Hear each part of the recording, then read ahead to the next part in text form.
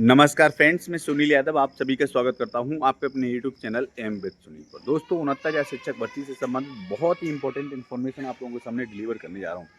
दोस्तों जैसा कि पता है आपको, 69 शिक्षक भर्ती की एक बहुत ही महत्वपूर्ण सुनवाई 21 जुलाई को माननीय सुप्रीम कोर्ट में देखने को मिली।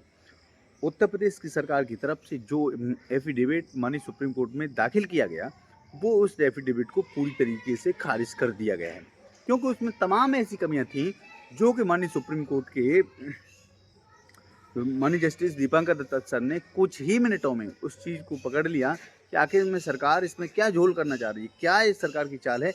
इसके कारण उस चीज़ को पूरी तरीके से खारिज कर दिया और द्वारा 28 जुलाई को सभी पक्षों से दो दो पेज में रिटन सबमिशन मांगा है। अब कह सकते हैं कि 28 तारीख को क्या हो सकता है, क्या तैयारी हो सकती है सरकार की। इसी सिलसिले में सरकार ने बेसिक शिक्षा विभाग के वरिष्ठ अधिकारियों के साथ आज एक बड़ी मीटिंग, हाई लेवल की मीटिंग बुलाई है। इस मीटिंग में जो नई मेरिट लिस्ट तैयार की जाएगी उसके बारे में चर्चा होगी और जो 28 तारीख को जो रिटन सबमिशन लगाएगी सरकार, उस पर भी बात होगी। तो इसके साथ साथ दोस्तों, जो भी आरक्षण पीड़ित अभ्यर्थियों की तरफ से जो एडवोकेट्स हैं, उन एडवोकेट्स की तरफ से भी रिटन सबमिशन तैयार किए जा रहे हैं। जो जनरल वर्ग के अभ्यर्थी हैं, जो काफ़ी लंबे समय से नौकरी कर रहे हैं, उनकी तरफ से भी ये रिटन सबमिशन तैयार किए जा रहे हैं। तो कहीं ना कहीं कहा जा सकता है कि सारे पक्ष अपनी अपनी तरफ से बेस्ट तैयारी कर रहे हैं। 28 जुलाई की जो डेट लगी है, आगामी मंगलवार को जो डेट लगी उसके लिए। अब इसमें हो क्या सकता है, देखिए, जो बीएड एक तरीके से बिल्कुल सेफ रहेगा। रीजन इसमें यह है क्योंकि जो 69,000 शिक्षक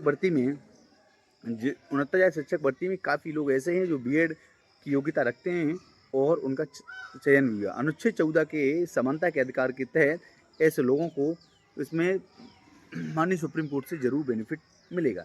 इसके साथ साथ माननीय जस्टिस सीएन नामू सर की बेंच में भी एक मुद्दा जब आया था, उन्होंने भी बीएड को इसी मुद्दे में सेव करते हुए कहा था। हालांकि 69,000 शिक्षक भर्ती में बीएड का मुद्दा ये बिल्कुल नया नहीं है। कई बार इस मुद्दे पर माननीय सुप्रीम कोर्ट तक भी ये बात पहुंची है, तो वहाँ पर भी बीएड को सेव माना गया है। जहाँ और सरकार ने जो अपने एफिडेविट में बताया, सरकार ने भी अपने एफिडेविट में बोला कि जो बीएड जिस टाइम 2018 में ये विज्ञापन आया था, उस टाइम ये बीएड वैलिड था।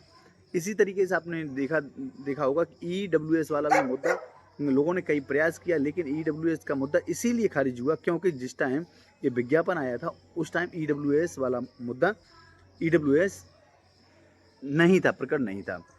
इसके साथ साथ हम अपने उन सभी साथियों से कहना चाहता हूँ जो साथी अभी भी इन्हें ये लगता है कि वो बीएड किए हुए हैं, वो बाहर हो सकते हैं, या उनका 6,800 की लिस्ट में तो नाम था, लेकिन जो सरकार ने ये लिस्ट, जो नई लिस्ट बनाई है, इस लिस्ट में नाम नहीं, तो बिल्कुल आपको परेशान होने की बिल्कुल ज़रूरत नहीं है, क्योंकि इस सरकार का कोई मतलब नहीं है, जो इस लिस्ट का कोई मतलब नहीं है। ये लिस्ट पूरी तरीके से खारिज कर दी गई है, नई तरीके से लिस्ट बनाई जाएगी। और इस लिस्ट में ये तो लगभग 5,000 ऐसे लोग हैं जो पहले से ही, जिन्होंने अपॉइंटमेंट नहीं लिया, इन्होंने अपनी काउंसलिंग ही नहीं कराई है, तो इन लोगों को दूर करते हुए एक नई लिस्ट बनाई जाएगी और एक फिर पुनः इस पर और लगभग अब इसमें संख्या कितनी हो सकती है, तो देखिए, संख्या लगभग जो मोटे मोटे तरीके से अगर देखा जाए तो संख्या लगभग 12,000 के आसपास संख्या रह सकती है। जो नई लिस्ट आएगी उसमें 12,000 के आसपास संख्या रह सकती है।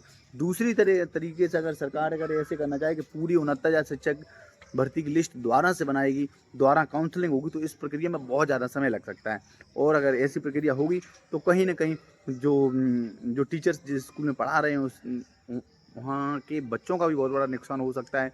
अब सीधी तरीके से इसमें यही होगा कि जो लोग थर्ड काउंसलिंग में 1, 2, 3 काउंसलिंग जो हुई, इन काउंसलिंगों में नहीं आए हैं, उन लोगों की सीटें रिक्त मानते हुए उनकी मेरिट डाउन कर दी जा सकती है और एक नई लिस्ट तैयार की जा सकती है। अब रही बात ये याची की, तो याची लाभ मिलने की भी प्रबल संभावनाएं बन रही हैं, क्योंकि अगर सरकार इस बात को चाहे कि याचियों को लाभ दिया जाए, वो इस बेस पे दिया जा सकता है, क्योंकि जो सरकार ने जो अपनी बताई है, जनरल की कट ऑफ बताई है, वो 69.4 के समथिंग बताई है। इसी तरीके से, लेकिन जो लास्ट बार जो 69,000 शिक्षक भर्ती में 67,867 की जब लिस्ट आई थी, उस टाइम जो जनरल की मेरिट थी, वो जनरल की मेरिट थी 67.11। तो इसके बीच में जो डिफरेंस है, तो वहाँ पर जो याची लोग बचेंगे, वहाँ पर सरकार कह सकती है कि अगर जनरल वर्ग के लोग रहें तो माननीय सुप्रीम कोर्ट के माननीय न्यायाधीश महोदय उस पर याची लाभ दे सकते हैं। तो याची लाभ के भी मिलने की संभावना है। जो साथी अभी भी याची नहीं बने, बन सकते हैं। आप हमारी टीम से जुड़ सकते हैं 9149257418 9149257418 पर आप लोग व्हाट्सएप कर सकते हैं। अपना बहुत ज़्यादा ज़रूरत हो तो कॉल भी कर सकते हैं और आप लोग इसका बेनिफिट उठा सकते हैं। मैं उम्मीद करता हूँ आप लोग इस बात को समझ रहे होंगे। इसके साथ साथ हमारे साथियों की तरफ से 24 जुलाई को लखनऊ की सरजमी पर एक बहुत बड़ा विशाल धरने का आगाज़ किया गया है, जिसमें आप लोग बढ़ चढ़कर हिस्सा लीजिएगा।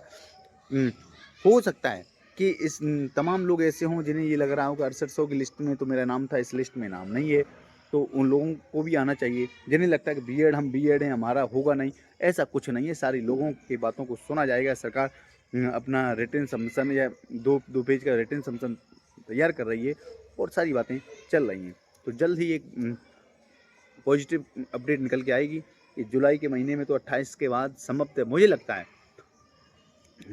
अगस्त के फर्स्ट से सेकेंड वीक में फिर एक डेट लगेगी, 1 से 2 डेटें लगने की संभावना है, क्योंकि सारे पक्षों को सुना जाएगा विधिवत तरीके से। इन लोगों को, जिन लोगों को ये लगता है कि नहीं मेरिट बेस पर डिसाइड हो, तो दोस्तों ये कोई भी ज़रूरी नहीं है। अगर मेरिट बेस पर डिसाइड होगा तो एटीआर भले ही हम लोग हाई कोर्ट की सिंगल बेंच से हारे, डबल बेंच में जीते, कोई ज़रूरी नहीं है कि सुप्रीम कोर्ट में हम लोग फिर एटीआर को जीत ही जाएँ। अब एक तरफ देख रहे हैं एटीआर का मुद्दा अगर फिर से अगर शुरुआत करेगा, मेरिट पे बातें अगर स्टार्ट होंगी, तो जनरल वर्ग के अभ्यर्थियों की तरफ से वकीलों की बहुत बड़ी फौज तैयार होती है, खड़ी होती है।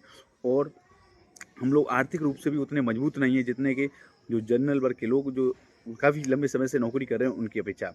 तो मैं कहना चाहता हूँ सारे लोग अपने अपने स्तर से प्रयास करें। हमारी टीम या हम जो प्रयास कर रहे हैं, हमारी तरफ से माननीय गौरव यादव सर और माननीय आर.के. सर प्रेजेंट रहे थे। आपने पिछली सुनवाई में भी देखा कितनी मजबूती के साथ उन्होंने अपनी बात को रखा। और मैं अपने सभी याचिकाओं से भी कहना चाहता हूँ, अपने सभी साथियों से भी कहना चाहता हूँ, सारे लोग परेशान हो। आपको अगर सुप्रीम कोर्ट की जो सर्टिफाइड कॉपी है, कह सकते हैं आईए नंबर, सीरियल नंबर सारी अवेलेबल नहीं हुई, तो आप अपने जितने पेमेंट्स की वगैरह किए हैं वो आप लोग हमारे इसी नंबर 9149257418 पर भेजें। हम आपको वो सारी चीज़ें अवेलेबल कराएंगे और सुप्रीम कोर्ट में हम लोगों को बेनिफिट मिलेगा। इसके लिए हम लोग एक मजबूत प्रयास कर रहे हैं। हमारे जो टॉप मोस्ट सीनियर एडवोकेट, इनके साथ साथ और भी अगर ज़रूरत पड़ती है तो हम लोग और भी आप लोगों के सहयोग के हिसाब से और टॉप मोस्ट सीनियर एडवोकेट को वहाँ ले जाने की कोशिश करेंगे। मुझे उम्मीद है आप लोग हम पर विश्वास करेंगे, भरोसा करेंगे। हम लोग एक बड़े मजबूती के साथ माननीय सुप्रीम कोर्ट में लड़ेंगे और हम लोग जीतेंगे। बने रहिए आप अपने इसी यूट्यूब चैनल एमबेद सुनील पर। मैं आपका दोस्त सुनील यादव। जय हिंद, जय भारत, जय संविधान। सत्य परेशान हो सकता है, पराजित कभी नहीं।